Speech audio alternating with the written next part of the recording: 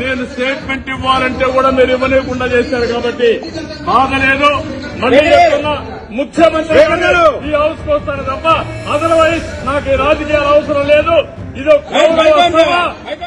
2021 November 19 Andhra Pradesh assembly సాక్షిగా Telugu Desam party అధినేత అప్పటి ప్రతిపక్ష నేత నారా చంద్రబాబు నాయుడు అసెంబ్లీ సాక్షిగా చేసిన శపథం గుర్తు ఉండే ఉంటుంది. ఇప్పుడు ఆంధ్రప్రదేశ్ ఎన్నికల వేళ మళ్లీ తెరపైకి వచ్చింది. అసెంబ్లీ సాక్షిగా నా భార్యను అవమానించారు, నన్ను ఇష్టం వచ్చినట్లు దూషించారు, మళ్లీ ముఖ్యమంత్రిగానే అసెంబ్లీకి వస్తా. ఇది కౌరవ సభ, గౌరవ సభ కాదు. ఇలాంటి కౌరవ సభలో నేను ఉండను. ప్రజలందరూ నా అవమానాన్ని అర్థం చేసుకోమని కోరుతున్నా అంటూ అసెంబ్లీ నుంచి బయటకు వచ్చేశారు.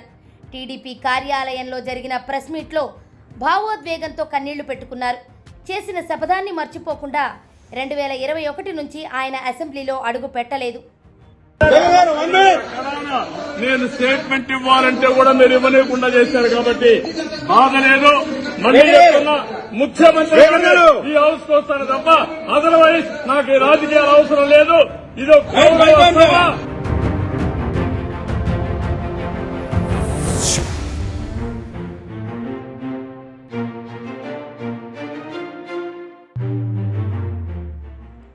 కాలం గిరున తిరిగింది. సరిగ్గా 3 ఏళ్ల తర్వాత చంద్రబాబు మళ్లీ ముఖ్యమంత్రిగానే అసెంబ్లీలో అడుగు పెట్టబోతున్నారు. 2021 నవంబర్ 19న జరిగిన ఈ ఘటనను తెలుగు తమ్ముళ్లు ఆంధ్రప్రదేశ్ ఎన్నికల ఫలితాల వేళ గుర్తు చేసుకుంటున్నారు. చంద్రబాబు శపథం చేసి మరీ ముఖ్యమంత్రిగా అసెంబ్లీలో అడుగు పెట్టబోతున్నారని ఖుషి అవుతున్నారు. వైసీపీ నేతలు చేసిన అవమానంతో చంద్రబాబు కన్నీళ్లు పెట్టుకున్న సందర్భాన్ని తాము ఇప్పటికీ మర్చిపోలేదంటూ కొందరు ట్వీట్లు చేస్తున్నారు. ఏపీ ఎన్నికల ఫలితాల వేళ అప్పట్లో అసెంబ్లీలో చంద్రబాబు శపథం చేసి బయటకు వస్తున్న వీడియోను షేర్ చేస్తున్నారు. దట్ ఈస్ చంద్రబాబు శపథం చేసి మళ్లీ ముఖ్యమంత్రిగా అసెంబ్లీకి వెళ్లబోతున్నారు. ఎంతో ఆనందంగా ఉందంటూ కామెంట్లు చేస్తున్నారు.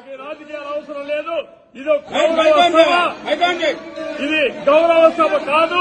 ఇలాంటి గౌరవ సభలో నేను ఉన్నానని మరొకసారి విజ్ఞప్తి చేస్తూ మీకు నమస్కారం. ప్రజలందరికీ విజ్ఞప్తి చేస్తున్నా, నా అవమానం మీరందరూ మనసుతో ఆశీర్వించాలని. 2021 నవంబర్ 19న రైతుల సమస్యలపై అసెంబ్లీలో చర్చ జరిగింది. ఆ సమయంలో అధికార వైఎస్ఆర్సీపీ, ప్రతిపక్ష టీడీపీ మధ్య మాటల యుద్ధం నడిచింది. చంద్రబాబు మాట్లాడుతున్న సమయంలో స్పీకర్ మైక్ కట్ చేశారని చంద్రబాబు ఆగ్రహం వ్యక్తం చేశారు.